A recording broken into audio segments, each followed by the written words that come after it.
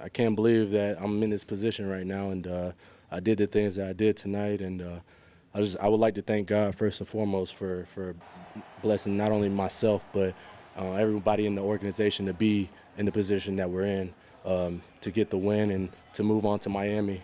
I mean, whether it's special teams or offense, you just the way he hits the hole, he gets so vertical so fast, and I think defenses just they underestimate his speed.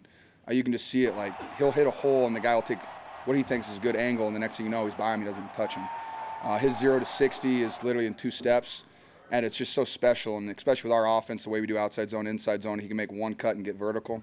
That's all we need. I mean, the lanes that we saw and then the way he was running, you just wanted to keep feeding him. I mean, Raheem's not someone who's going to come up and tell me a bunch during the game. I know he was feeling it, and that wasn't too hard to see. I mean, we were running the hell out of the ball tonight. It was, made my life very easy back there, so I think we had like 8 pass attempts, so it was a fun night.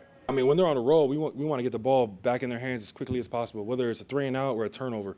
And, you know, to do that for the most part of the game, especially in the first half when they were rolling, it's just great to see. You know, it gets you hyped on the sideline, you know, especially if they're just running the ball. I mean, as a defensive guy, when offense is running the ball, you know, against your will, I mean, it's demoralizing, and especially when you know what's coming. And, I mean, it's just a big congrats and kudos to those guys on offense. You know, the O-line, receivers, tight ends, they were all blocking their tails off. What goes through your mind when you watch those seconds wind off the clock and qualify for the first Super Bowl? I think a lot more will go through my mind when I get home and just sit down and relax tonight. I am never comfortable in games until it's officially over. And once it was officially over, I got bombarded by everyone, and I'm sure I'll feel those injuries tomorrow. But it was really awesome to have my family down there, and my wife and kids, and it was just so cool. I know how happy our players were, how much they wanted this, and I was just so proud of how they played and how hard they fought. It's a lot of work that goes into it. It's a lot of things that you don't see, a lot of unspoken things, a lot of work away from the cameras. You know, you guys see the games.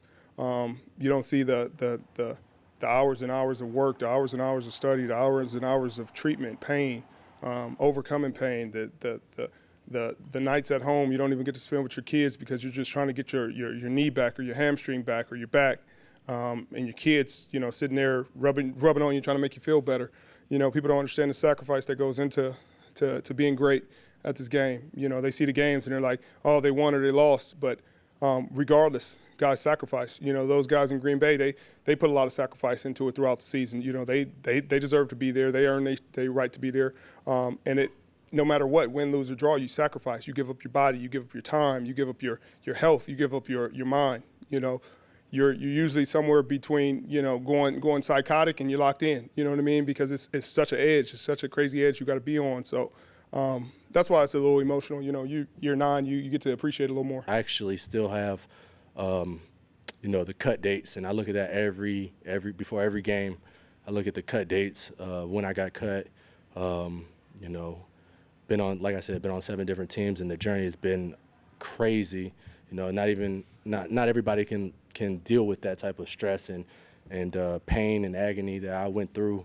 But like I said, I kept the faith in not only myself, but whoever gave me the opportunity, and this organization has done a great job with that. I mean, starting back with the ACL and everything, since then it's been crazy. It's been a crazy whirlwind of a ride, and you know, it's no one else I'd rather be in a dogfight with than those guys in that locker room. It's a great group to be with. Everyone's pulling together. Everyone's you know, tight with one another, and it's just a great group, man. It really is. I mean, I think that's pretty special. I mean, just to get a trophy handed you by anyone is really cool. But especially, you know, Jed making my dad an honorary captain.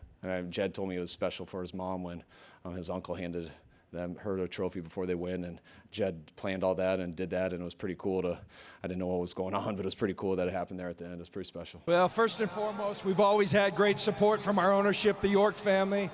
Kyle and I, we trusted each other. We came up with a vision of what we were looking for, and we worked as a team. And when you work as a team, great things can happen. And we're going to the Super Bowl,